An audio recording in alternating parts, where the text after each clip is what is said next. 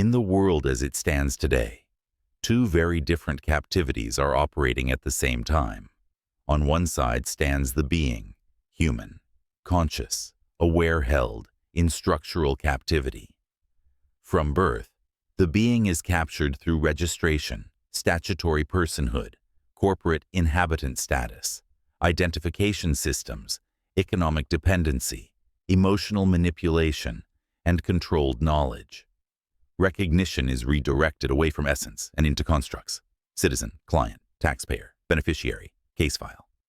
The being learns to see law as whatever the state declares, rights as whatever is written into domestic codes, and freedom as mere permission granted by institutions.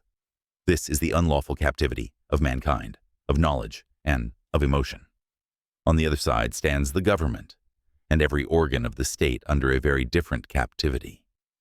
By the universal order through peremptory norms, government is lawfully chained to peremptory norms, jus cogens, and the International Bill of Human Rights. The rule of law, properly understood, places government under being, under inherent dignity, under the covenants it has ratified.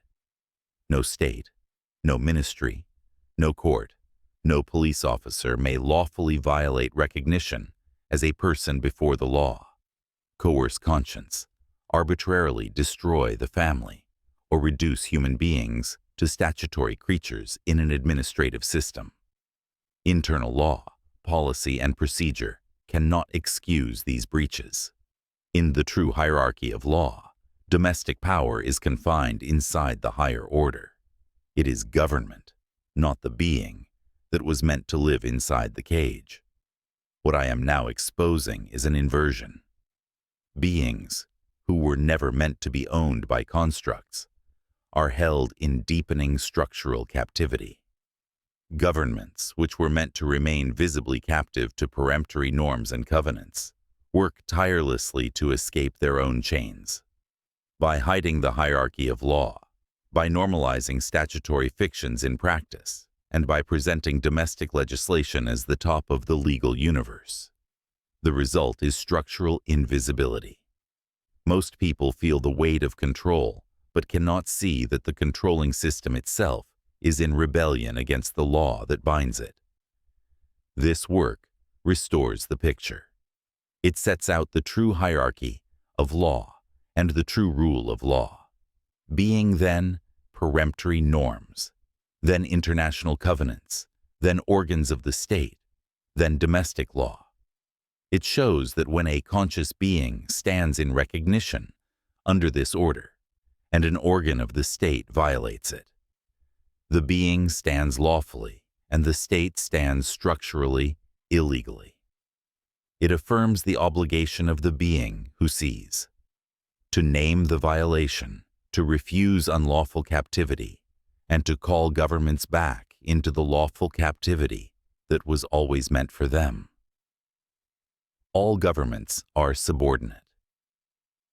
The structural captivity upon government is one of the most fundamental yet concealed dynamics in the modern legal political order. Unlike individual captivity of the mind, knowledge, or emotion, the captivity of government operates not just through coercion, but through inversion. Governments which were created to serve and protect have become agents of suppression and deception when they depart from the international legal order and peremptory norms. Here is a structural breakdown. Governments are not sovereign in absolute terms.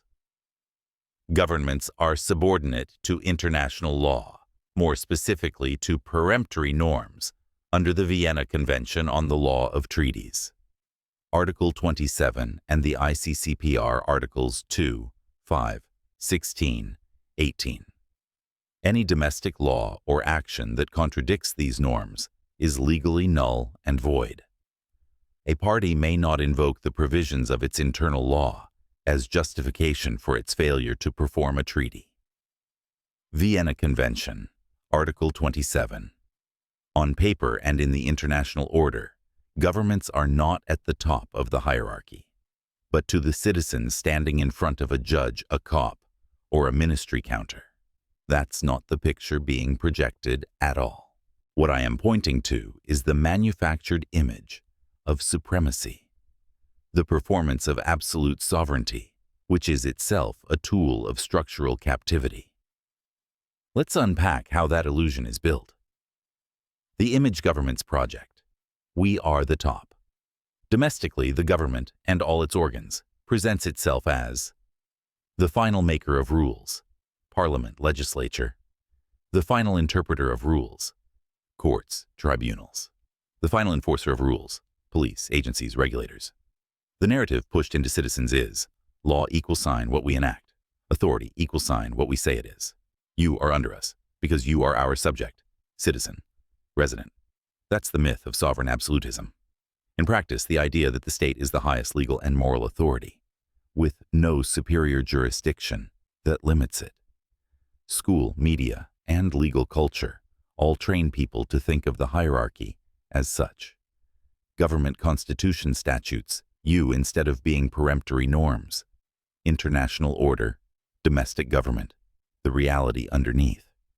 Government is subordinate, not supreme. In the real legal hierarchy, Vienna Convention, Article 27. A state cannot use its internal law to justify breaching a treaty. ICCPR, Article 2. States must change their domestic laws to give effect to the rights in the covenant. ICCPR, Article 5. No state, group, or person has any right to destroy or limit those rights beyond what the covenant allows. The state is not the source of your rights. The state is a duty-bearer under a higher order of law. When a government acts like it is the origin of law and rights, it's already in structural rebellion against the actual hierarchy, being then jus cogens, then international covenants, then domestic law, then administrative action. How the illusion is maintained. Recognition capture. The only way that contradiction can survive is by capturing recognition. You are trained to recognize the state, the court, the ID, the statute, before you recognize yourself as a being with inherent prior rights.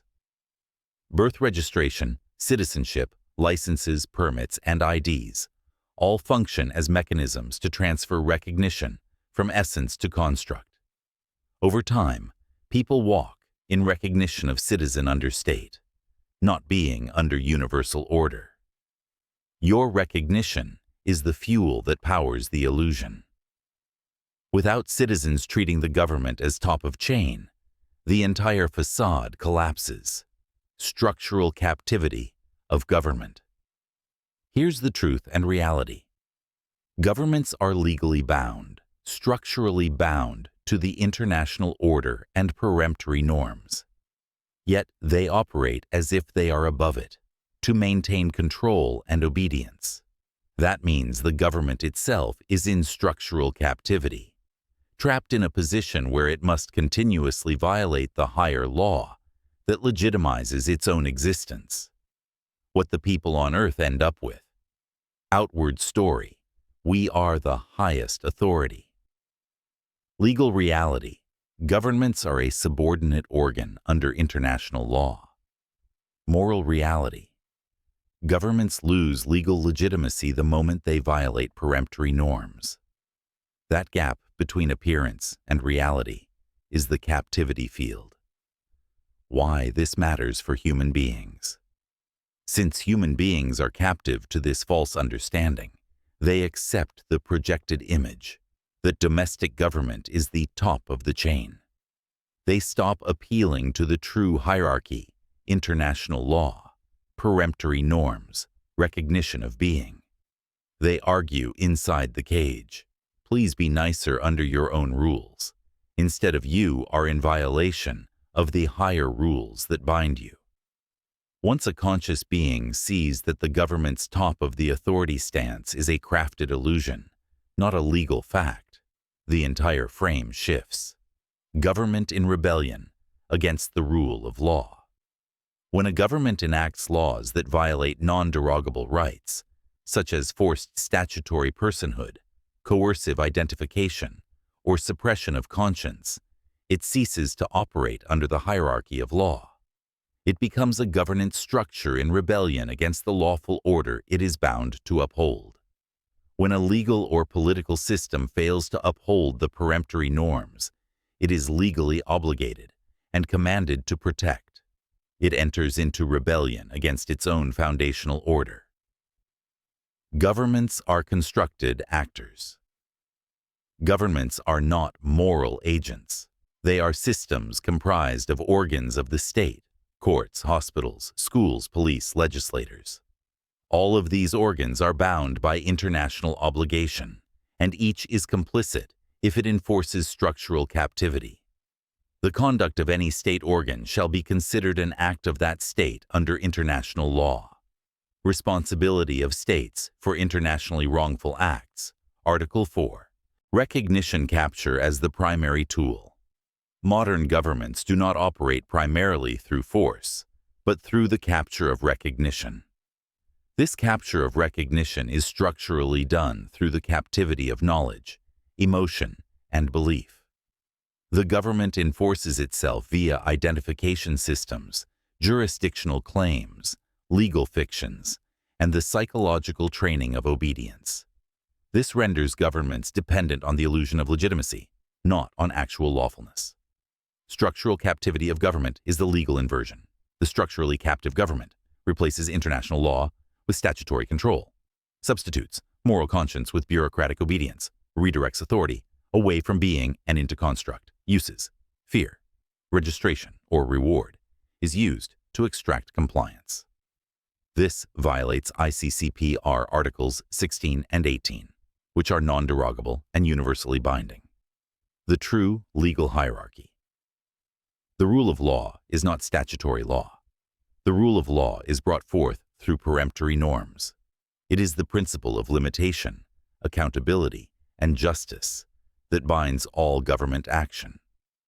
This is enshrined in a government that imposes identity, suppresses conscience, or denies recognition is no longer acting under law.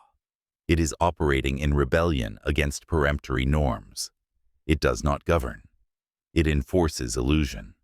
Its authority is void until it aligns with the lawful order of being, recognition, and universal rights. What Article 27 is really saying, a party may not invoke the provisions of its internal law as justification for its failure to perform a treaty.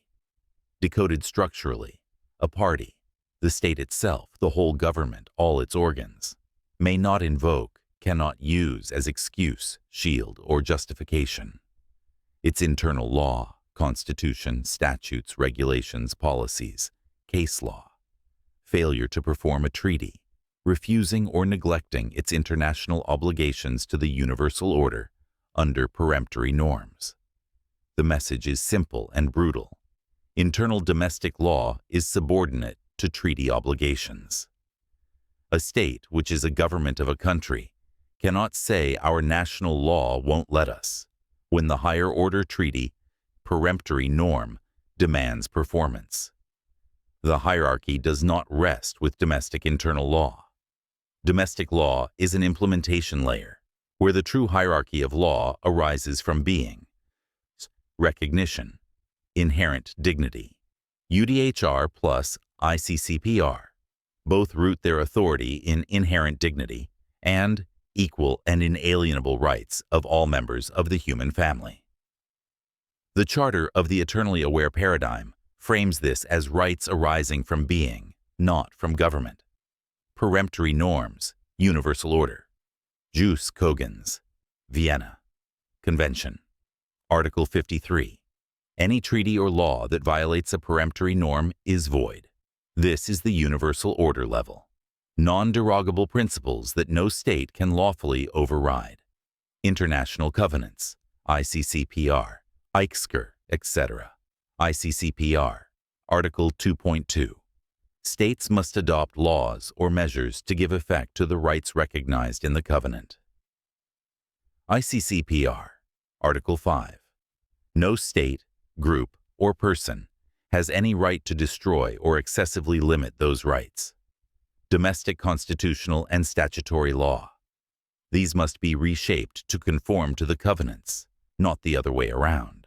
They are under an obligation to implement, not reinterpret away, the rights. Administrative action, police, courts, and agencies, all considered organs of the state, whose actions are attributed to the state under international law. The hierarchy structure of law flows from being and inherent dignity, then universal order, then peremptory norms, then international covenants, then domestic structures. Domestic law is not the throne, it's the plumbing. The obligation placed on domestic structures. Article 27 is the negative command. You may not hide behind your internal law to justify violating your higher obligations. ICCPR. Article 2.2 is the positive command. You must actively change your internal law to give effect to these rights. Put together. Domestic structures have no authority to contradict higher law.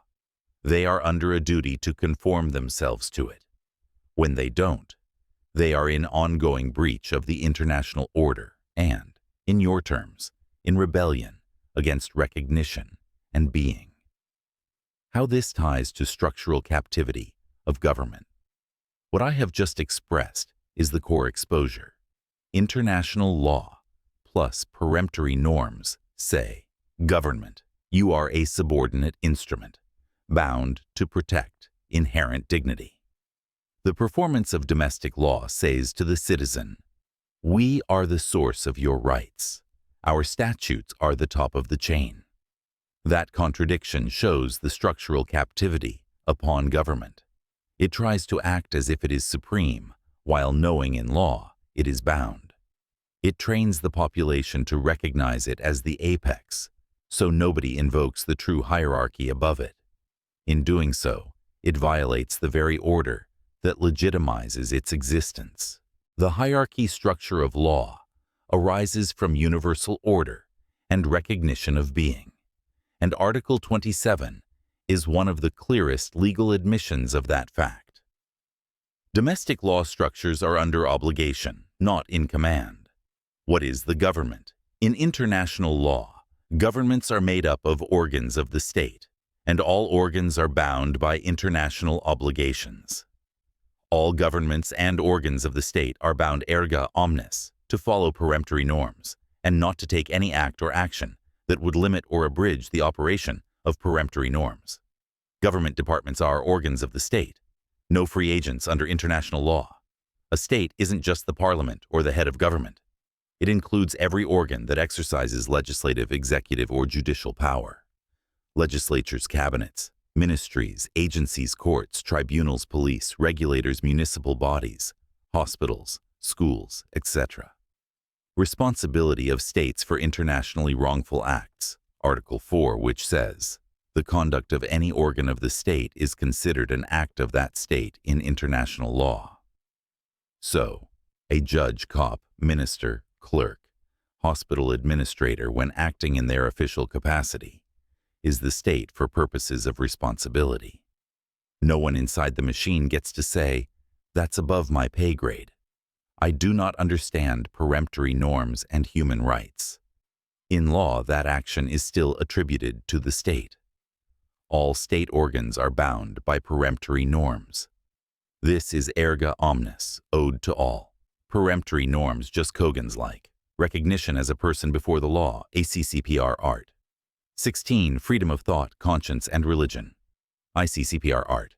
18. Right to life, prohibitions, servitude, etc. ICCPR Arts. 7. 8. 6. Freedom of expression. ICCPR Art. 19. Right of self-determination. ICCPR ICSCR Art. 1. The right of everyone to an adequate standard of living for himself and his family, including adequate food, clothing, and housing, and to the continuous improvement of living conditions. ICSCR Art. 11. The right of everyone to the enjoyment of the highest attainable standard of physical and mental health. The right to all medical service and medical attention in the event of sickness. ICSCR Art. 12 are not, optional, negotiable, or abridgable by domestic discretion. No domestic law or structure can be used to destroy or limit these rights. And no government may act outside the confines of the covenants without violating the rule of law. This is exactly what erga omnes means here. Every state and every organ of every state is bound toward all beings, and all other states, to respect these norms. No organ may lawfully perform an act that limits or abridges their operation. Locke on the Hierarchy Vienna Convention, Article 27. A state may not use its internal law as justification for failing to perform a treaty. Domestic structures are subordinate to treaty obligations. ICCPR, Article 2.2. States must adopt whatever laws and measures are necessary to give effect to covenant rights. Domestic law must be reshaped to fit the international standard. ICCPR, Article 5. No state, group, or person has any right to destroy or excessively limit those rights. No organ can claim a special carve-out of authority to breach peremptory norms. The hierarchy structure of law does not rest with domestic internal law. It rests with universal order, peremptory norms, covenants, and the recognition of being and its inherent dignity. Domestic law sits under that as an implementation layer and is under obligation, is structurally captive and not in command. The structural consequence. No organ can lawfully turn off jus cogens, since all organs are bound. A legislature cannot pass a statute that creates forced personhood and still call it lawful. A court cannot enforce a rule that denies recognition as a natural person before the law and still claim to act under the rule of law. A police officer cannot say, "I'm just following domestic orders," since those orders violate non-derogable rights. They are an organ of the state and create accountability on the state. You cannot be forced to pay taxes when this action violates your conscience. Your freedom of conscience is non-derogable. That's exactly what's called a structural breach of legal obligation or rebellion against the universal order.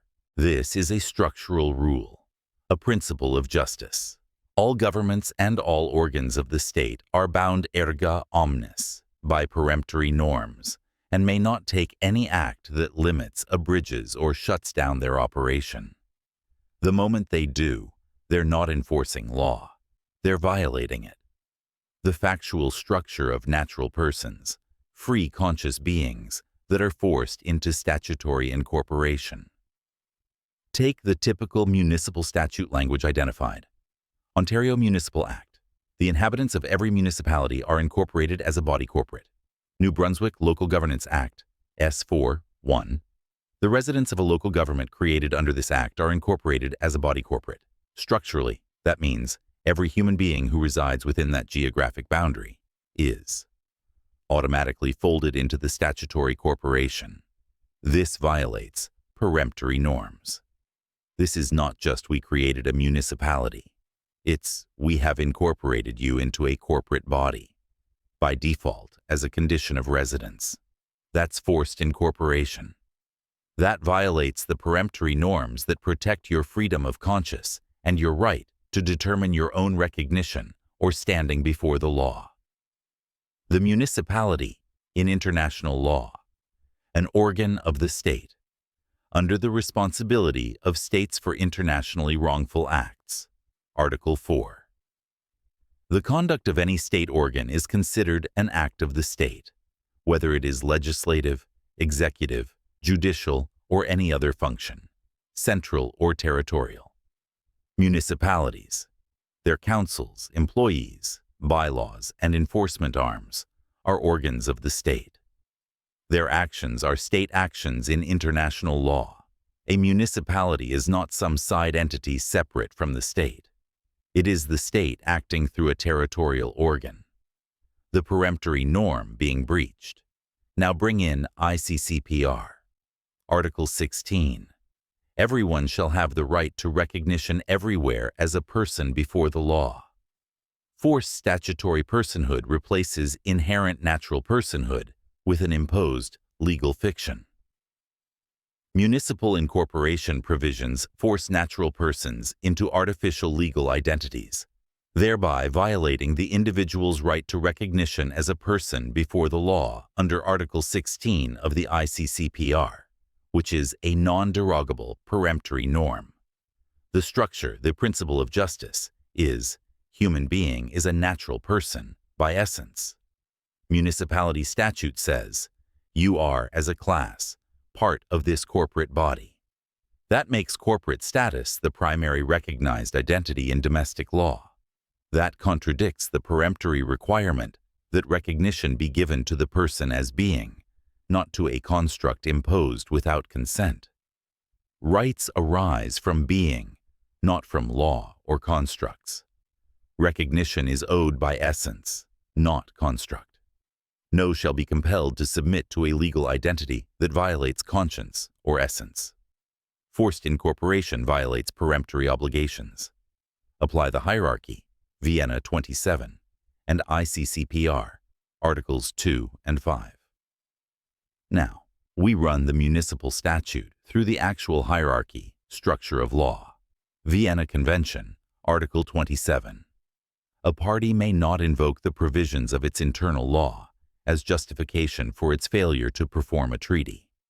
The party is the state Canada, or any other ratifying state. The Municipal Act is internal law, since the Municipal Act results in failure to protect the right to determine recognition and the freedom of conscience under Articles 16 and 18 of the ICCPR. The state cannot say, but our municipal law says residents are incorporated, so we're justified. Article 27 forbids that move. The internal law must bend, not the treaty.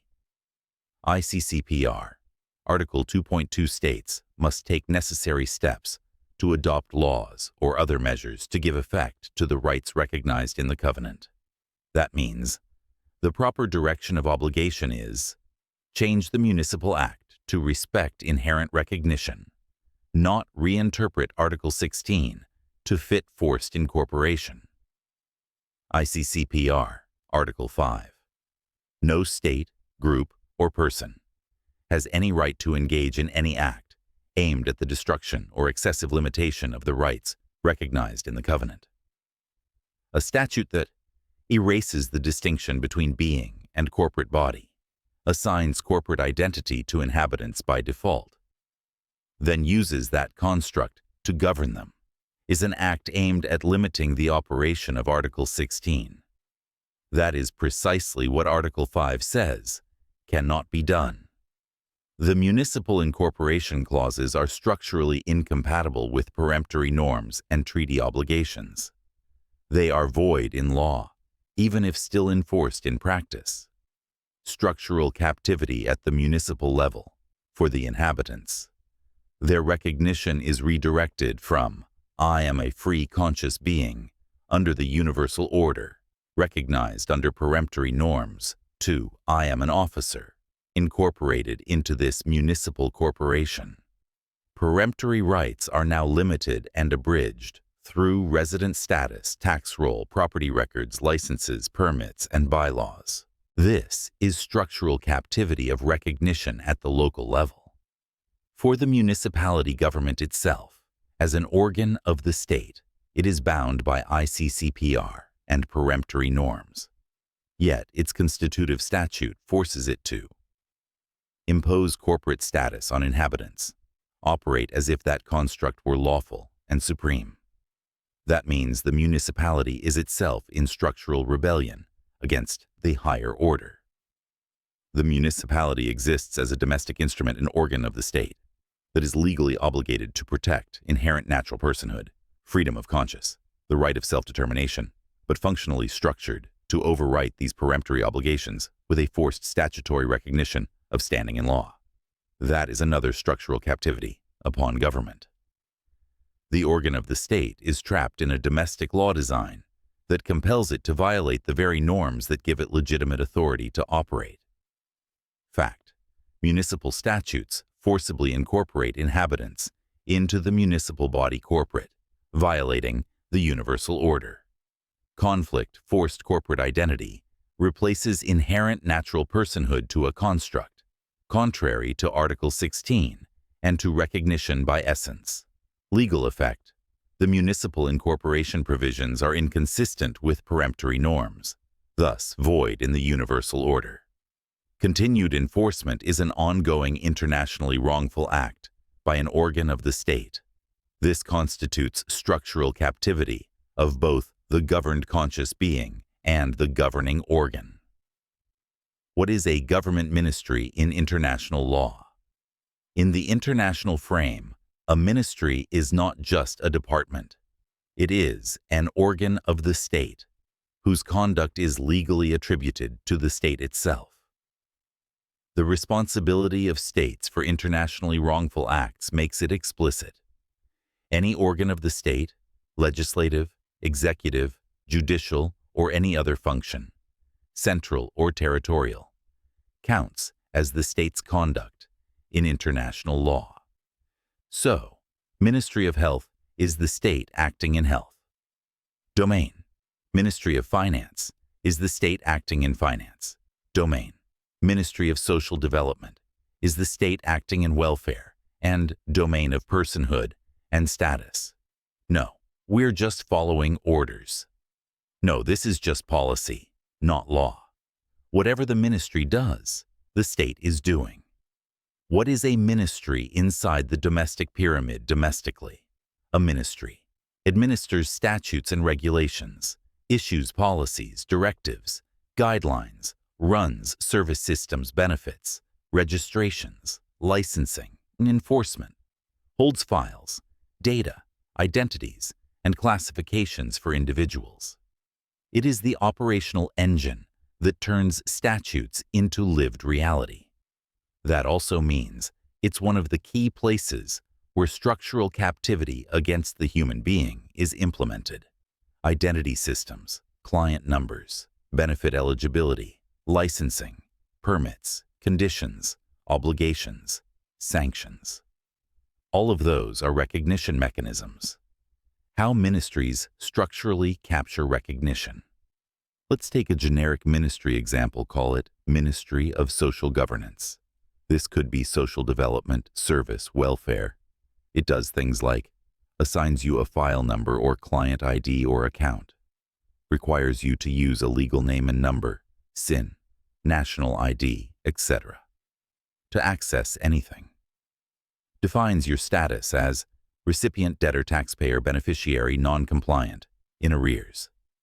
That structure redirects recognition. You are not engaged as being, but as client, taxpayer, beneficiary. Your existence in the system is through your construct identity, registered name, number, and status. Conditions survival on access to construct compliance. Need health care? Show ID. Need benefits? Accept the role and conditions. Need tax relief? Accept the status and file through their channels. Makes the construct feel inescapable. If you don't accept this identity and role, you cannot function, eat, or receive essential services. That's classic structural captivity of recognition. The being is treated as if they only exist legally through the ministry's construct. Any structure that enforces obedience via fear, guilt, or reward, and uses identity constructs to bind behavior is structural captivity and a breach of Articles 16 and 18 ICCPR. Which peremptory norms are engaged? For a ministry, at least two are always in play. Article 16, ICCPR, recognition as a person before the law. Everyone shall have the right to recognition everywhere as a person before the law. Breach pattern in ministry context. When a ministry only interfaces with you through a statutory or an administrative identity and uses that to override your inherent recognition, it is effectively saying, we only recognize you as this file, number, or status. Outside that, you are not seen. Where that identity is mandatory and forced as a condition for accessing basic rights or survival, It amounts to imposed construct personhood, which is a direct breach of Article 16. Article 18. ICCPR, freedom of thought, conscience, and religion. Freedom of thought and conscience is non-derogable. No state may lawfully coerce belief or deny rights for holding certain convictions. Ministries breach this when they make benefits, licenses, or access contingent on affirming or conforming to certain ideological positions, declarations, or values. Implicitly punish dissent in conscience by denying access or imposing penalties. Coercing beings into construct identities or beliefs by controlling their access to survival or resources violates Article 18 and is structurally unlawful. The principles of justice which operate. Article 5. ICCPR. No state, group, or person has any right to engage in any act aimed at the destruction or excessive limitation of these rights. A ministry that conditions essential services on accepting a construct identity is doing exactly that. Vienna Convention. Article 27 and the ICCPR 2 and 5 applied to a ministry. Now, we bring in the hierarchy again. Vienna Convention. Article 27. A party may not invoke the provisions of its internal law as justification for its failure to perform a treaty. A ministry cannot say, "We must deny you this because our policy says so. We need you to accept this identity number because our act requires it."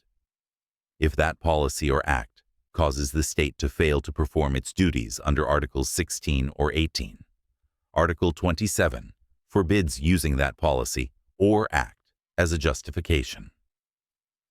ICCPR, Article 2.2. The state must take necessary steps to adopt laws and measures to give effect to covenant rights. That means ministries must change policies and practices that suppress inherent recognition, not weaponize those policies to excuse the suppression. ICCPR, Article 5. No state organ may engage in any act aimed at the destruction or limitation of ICCPR rights beyond what the covenant permits. A ministry that designs systems to overwrite inherent recognition with a file identity, coerce participation through deprivation or fear, restrict conscience through conditional services, is engaged in an ongoing internationally wrongful act as an organ of the state. Structural captivity of the ministry itself. Just like with the municipality, the ministry is not just a captor, it's also captive.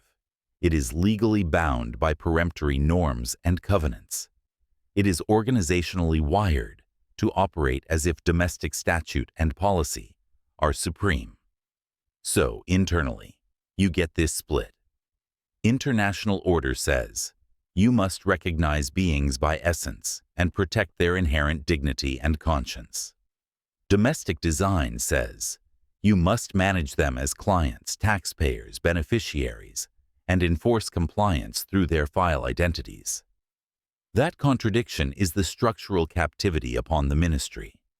The ministry exists as a tool obligated to serve peremptory norms, but has been architected to violate them as a condition of functioning. At that point, it is an organ in rebellion against the universal order that legally governs it. Clean chain for a ministry status in law. A ministry is an organ of the state. All its acts are state acts under international law. Binding norms. Article 16 ICCPR. Right to recognition as a person before the law. Article 18 ICCPR. Freedom of thought and conscience. Article 5 ICCPR. No organ may act to destroy or unduly limit these rights. Vienna 27. Internal law statutes and policies cannot justify non-performance. Article ICCPR 2.2, State must change internal law to give effect to rights. Pattern of breach. Ministry forces construct identity, file, number, status as the only recognized form. Conditions services and survival access on accepting that construct. Practically erases or subordinates recognition of being to recognition of construct. Legal and structural effect. ongoing breach of Articles 16 and 18. Internal policies and statutes are void in the universal order, where they contradict jus cogens. Ministry is both enforcing captivity and itself is trapped in a design that compels rebellion against the higher law. What is a court in the international order? In international law terms, a court is an organ of the state whose conduct is legally attributed to the state itself. Responsibility of states for internationally wrongful acts. Article 4. The conduct of any state organ shall be considered an act of that state under international law, whether the organ exercises legislative, executive, judicial, or any other functions. So, every judge, every court, every registry action is the state acting, not some separate neutral referee. Whatever a court does or refuses to do is, in international law, state conduct. No judicial decision can be insulated from international responsibility. Courts are not above the state.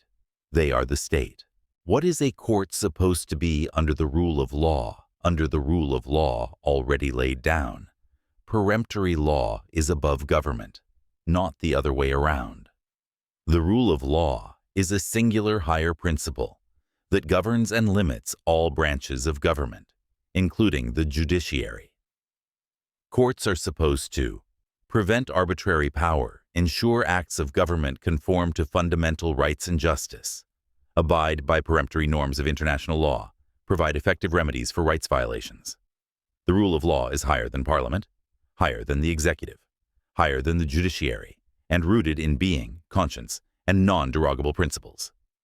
The true hierarchy being then jus cogens, then universal order, then international covenants, then domestic constitution and charter, then courts, then everyone else. Courts are meant to serve that hierarchy, not redefine it. What norms bind the court? Because a court is an organ of the state, it is bound by ICCPR Article 2.1 and 2.2, The state, including courts, must respect and ensure covenant rights and adopted laws and measures to give them effect. Vienna Convention, Article 27. The state, including courts, may not invoke internal law as justification for failing to perform treaty obligations. ICCPR. Article 5. No state, group, or person has any right to engage in any act that destroys or unduly limits covenant rights. Peremptory norms, jus cogens, including ICCPR Article 16. Recognition as a person before the law, ICCPR Article 18. Freedom of thought, conscience, right to life, prohibition, servitude, etc. ICCPR Arts 7, 8, 6. Freedom of expression. ICCPR Art 19. Right of self-determination, ICCPR, ISCR Art. 1. The right of everyone to an adequate standard of living for himself and his family, including adequate food, clothing, and housing, and to the continuous improvement of living conditions. ICSCR Art. 11. The right of everyone to the enjoyment of the highest attainable standard of physical and mental health. The right to all medical service and medical attention in the event of sickness. ISCR Art. 12. Recognition is law. Rights arise from being, not from statutes. Any structure that enforces obedience through fear, guilt, or reward, and captures recognition, is structural captivity and a breach of the universal order. Courts are not exempt from that. They're squarely inside it. How courts structurally capture and redirect recognition. Here's how the captivity works at court level. The court wants to only recognizes the construct, in practice, through internal domestic law, a court presumes and assumes you are the statutory identity, citizen, resident, taxpayer, accused, debtor. When you speak under natural recognition as a free conscious being, outside the imposed legal construct, you're standing under peremptory law. You're standing on the highest law on earth. The court's operational rule is, we will recognize you only as the statutory or legal person we say you are. That is a direct collision with peremptory norms obligations. Procedure replaces justice. Courts lean heavily on procedure, rules of court, filing formalities, deadlines, forms jurisdictional presumptions, your resident, incorporated, subject, doctrine, stare decisis, precedent, institutional narratives. When an individual invokes peremptory norms, international law supremacy, recognition of being, it forces the court to perform its obligations under international law or render itself of no force or effect. Coercive tools to enforce construct obedience. These tools are deployed to compel participation as the statutory person, punish attempts to step outside the recognized construct, deter others from challenging the structural narrative. The emotional overlay, fear, anxiety, humiliation, ties back into structural captivity of emotion. People comply, not from recognition of justice, but from fear of sanction. Structural captivity of the court itself. Just like the municipality and ministry, the court is not just a captor. It is captive to follow and abide by the universal order, under peremptory norms. Conflict of role and source, under the rule of law. Courts must limit legislative and executive action through the application of peremptory obligations, which are the higher principles. International law and peremptory norms form part of that higher order. The true hierarchy above statutes. In practice, the court is created, funded, and staffed under domestic legislation. Through this domestic internal law, courts are captive to domestic law, to treat statutes and precedent as the primary definition of law, which is against the rule of law. Peremptory law voids huge portions of the domestic legal framework, treating conflicting statutes as void. So, structurally, the court is incentivized to attempt to narrow the concept of the rule of law down to obedience to enacted domestic law. Protect institutional continuity over alignment with the universal order.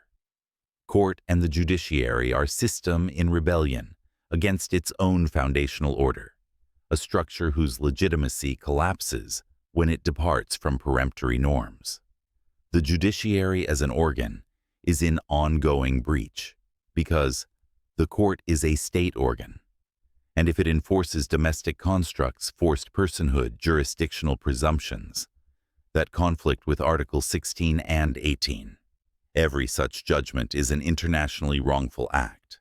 A breach of Article 16, recognition as person, when it refuses to see the being and only recognizes the imposed construct, a breach of Article 18, when it coerces conscience or punishes alignment with universal order over domestic obedience. A court that refuses to recognize being and enforces forced construct personhood is not administering justice under the rule of law. It is administering structural captivity under color of law. Status. A court is an organ of the state. All its acts are attributable to the state under international law. Binding norms. Jus cogens, peremptory norms, including Articles 16 and 18 ICCPR. ICCPR, Article 2.2, adopt laws or measures to give effect to rights. ICCPR, Article 5.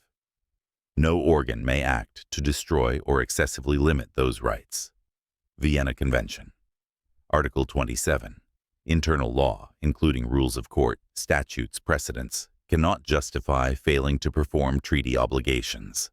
Rule of law is the law above government, rooted in dignity and justice, limiting all branches, including courts. Pattern of breach. Domestic law, including courts, attempt to recognize only statutory persons, not free human beings, as legal subjects. Use procedure and precedent to sidestep appeals to universal order and peremptory norms. Employs coercive tools, contempt, costs, enforcement, to compel obedience to constructs rather than conscience. Structural effect. The court enforces structural captivity of recognition. You exist legally only as the construct. The court is itself in structural captivity, compelled to defend a domestic framework that stands in rebellion against its structural captivity to the higher order it is bound to uphold. Police, bylaw, penal enforcement are all organs of the state. In the international frame, there is no doubt about this. Under Responsibility of States for Internationally Wrongful Acts, Article 4, the conduct of any state organ shall be considered an act of that state under international law, whether the organ exercises legislative, executive, judicial, or any other functions. That explicitly captures police officers, bylaw enforcement officers, corrections, penal enforcement officers, sheriffs, wardens, and enforcement units, etc. When an officer stops you, arrests you, jails you, issues a ticket, or enforces a bylaw, the state is acting through them in international law. They're not private actors. They are the state in that moment. Just following procedure has zero power against peremptory norms. The fact that they follow domestic procedure and instantly assume statutory standing does not negate the obligation of peremptory norms. That's exactly how the hierarchy works. Vienna Convention, Article 27. A state may not invoke its internal law as justification for failing to perform a treaty. Procedures, policies, training manuals is internal law. ICCPR, Article 2.2, the state must adopt whatever laws or measures are necessary to give effect to rights. If procedure contradicts rights, procedure must change, not the rights. ICCPR, Article 5. No state, group, or person has any right to perform an act that destroys or excessively limits the rights recognized in the covenant. That includes individual officers and agencies. So, when an officer says, "That's just the law, it's procedure. I'm required to treat you as citizen, resident in the universal order," that is not a lawful excuse. It's an admission that domestic procedure is being used to override peremptory norms, which is exactly what is forbidden. The instant presumption of statutory standing takes place. It is a direct violation of the ICCPR Article 16 and 18. The officer approaches and automatically treats you as the statutory or legal person on their system, a subject of domestic jurisdiction tied to licenses, registrations, and codes. That is, a presumption of constructed identity. Statutory person. A refusal to recognize you first as a free conscious being with inherent dignity. Under ICCPR Article 16, everyone shall have the right to recognition everywhere as a person before the law. Forced statutory identity, like municipal incorporation of inhabitants, is already classified as a breach of Article 16. So, when enforcement officers assume the statutory standing as default, ignore any assertion of being or conscience, treat you only as the construct they have on their device or in their records, they are participating in that same denial of recognition by essence and replacing it with recognition by construct. That's not neutral. It's an act aimed at limiting the operation of Article 16 and 18. Enforcement is where all three captivity structures converge. Captivity of recognition. You're only real to them as the name or ID or registration plate they see in their system. Captivity of knowledge. Officers are trained only in domestic statutes, codes, and policies, almost never in ICCPR, Vienna, jus cogens, or recognition of being. Captivity of emotion. The encounter is wrapped in fear, threat of arrest, fines, court, tow, jail. Emotional leverage to make you comply with the statutory role, rather than stand under the universal order. The officer is the contact point, where the system's rebellion against peremptory norms becomes personal. And again, their use of procedure does not remove the obligation. They are organs of the state. They are bound erga omnes by peremptory norms, just like ministries and courts. Every act of enforcement that suppresses recognition of being in favor of forced construct standing is part of a continuing internationally wrongful act. Structural captivity of the officer themselves. Just like we saw with ministries and courts, the individual officer is structurally captive too. There, trained inside a domestic-only narrative of law, given powers that presuppose the legitimacy of forced statutory standing, rewarded for compliance with that narrative, punished for deviation. So, as an organ of the state, the officer is legally bound to peremptory norms, but as an employee of the domestic system, they're structurally compelled to violate them. That is the double bind. Enforcement officers are both the hand of captivity on the governed and captives of the governing structure. In international law, they are the state, not private actors. Under the international order, the category is very simple. If you're exercising public power, you are an organ of the state.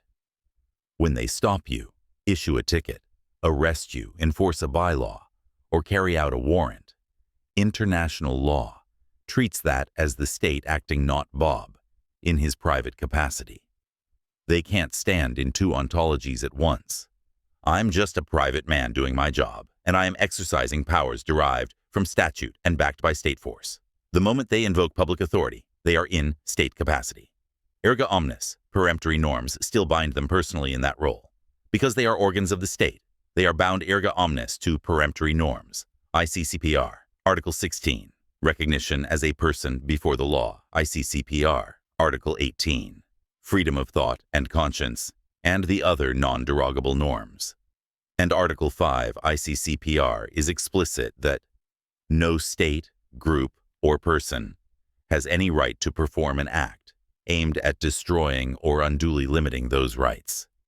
So, a cop saying it's just procedure. A bylaw officer saying that's the bylaw. A guard saying I'm just following orders. Does not remove the peremptory obligation. Procedure is internal law. And under Vienna Convention, Article 27, internal law can't be used to justify failure to perform treaty obligations. Their presumption of your statutory standing does not negate the obligation of peremptory norms upon them as organs of the state. They are still responsible for not violating jus cogens in how they apply that procedure. Why the private capacity, strawman teachings are structurally wrong. Those teachings usually claim something like, the officer has a private capacity and a public capacity. If you refuse contract, you can force them into their private capacity.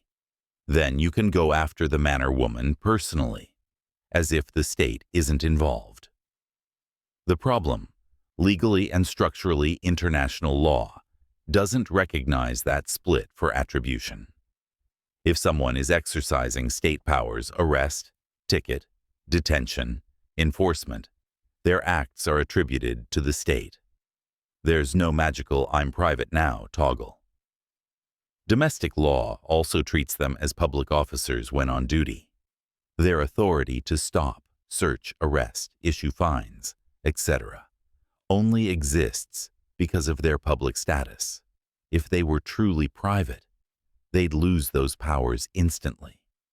You can't contract your way out of jus cogens. Peremptory norms bind states and organs regardless of contract, consent, or domestic status tricks. That's the whole point of jus cogens.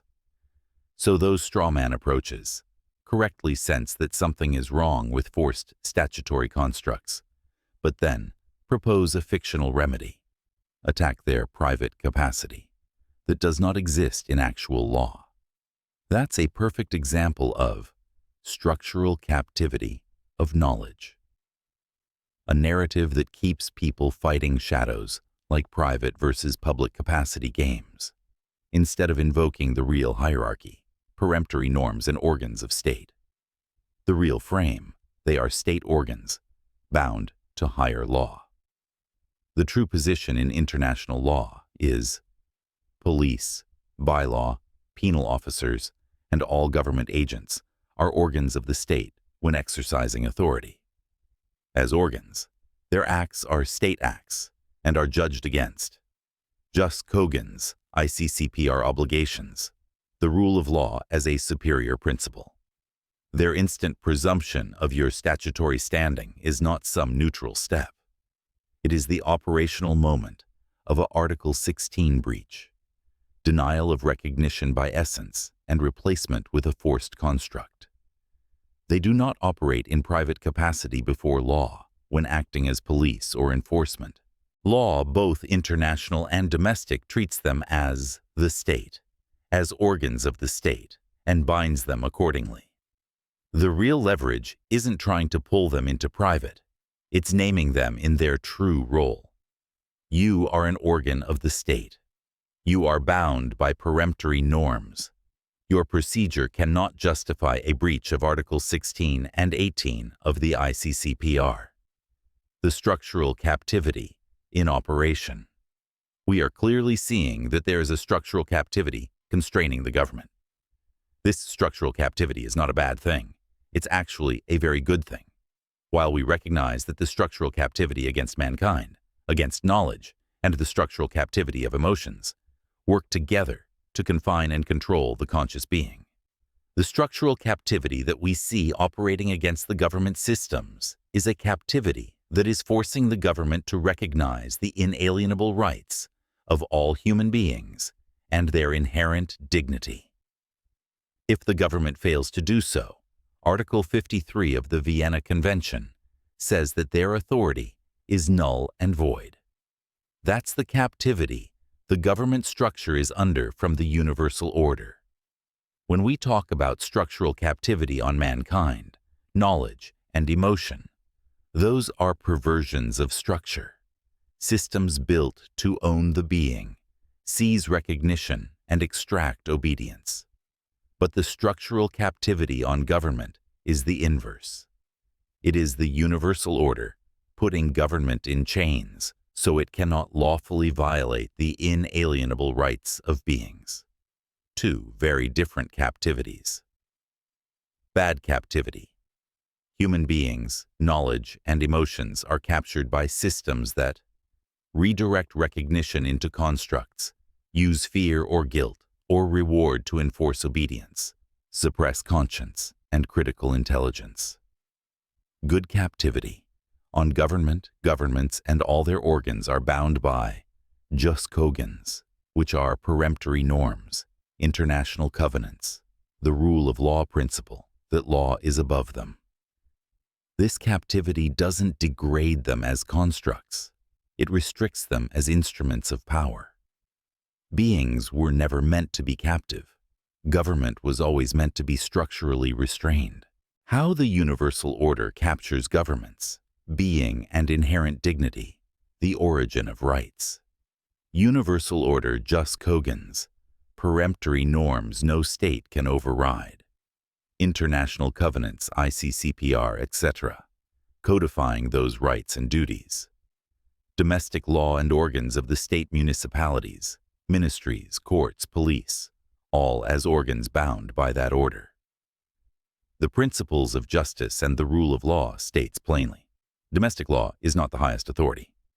States must align internal law with the covenants, ICCPR Art. 2.2. No state, group, or person may engage in acts aimed at destroying or limiting covenant rights, ICCPR Art. 5. That's structural captivity on government. It cannot lawfully step outside this hierarchy. Where Article 53 of the Vienna Convention fits, Article 53 says, any treaty that conflicts with a peremptory norm of general international law is void.